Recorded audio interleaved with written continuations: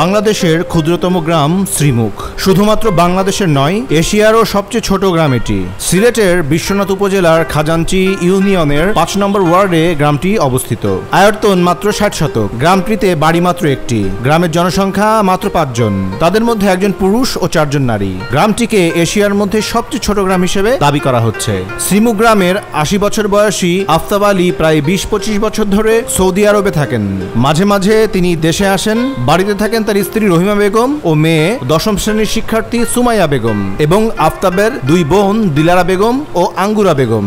রাস্তা না থাকায় সুমাইয়া পূর্বাড়ি তেলিকোনা গ্রামে থেকে পড়াশোনা করে। ২০২৪ সালের ভোটার তালিকা অনুসারে গ্রামের ভোটার মাত্র ২ জন। তারা হলেন দিলারা বেগম ও আঙ্গুরা বেগম। জানা যায় এক বাড়ির ওই গ্রামটি ছিল এক হিন্দু পরিবারের। ১৯৬৪ সালে তারা আফতাবের দাদা হাবিবুল্লাহর কাছে বাড়ি ও জমি বিক্রি করে ভারতে চলে যান।